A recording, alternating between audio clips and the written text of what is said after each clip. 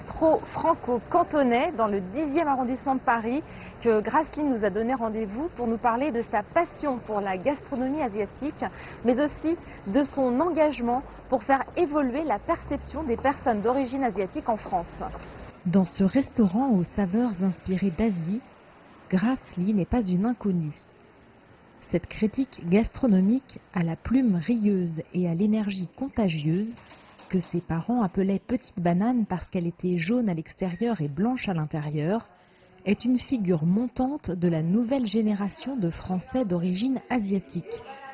Et si elle a fait de sa biculturalité une richesse, c'est la gourmandise qui l'a guidée sur les traces de ses racines sino-cambodgiennes. Je pense que pour moi, en tout cas pour mes parents, pour ma famille, la cuisine c'était très important. Mes parents étaient exilés et pour eux, leur cuisine c'était un voyage express sur la terre de leurs racines. C'était un réconfort immédiat, le retour sur une terre connue, de leurs saveurs et de leurs souvenirs. Je pense que j'avais à cœur de partager ça avec le plus grand nombre.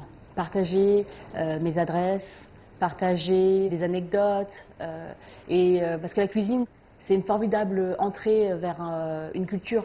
Je pense que j'ai eu besoin de me réapproprier le mot banane, comme j'ai pu, pour pouvoir être à l'aise avec mes identités.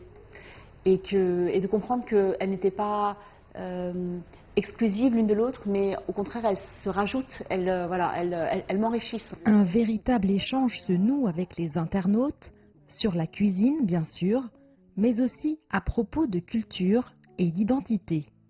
Et alors que des voix s'élèvent pour dénoncer l'absence des Asiatiques dans la sphère publique et médiatique française, Grace lance une mini-web-série qui leur donne la parole. Chaque épisode porte sur un thème particulier et des personnes asiatiques de tous bords discutent autour d'une table de choses très personnelles.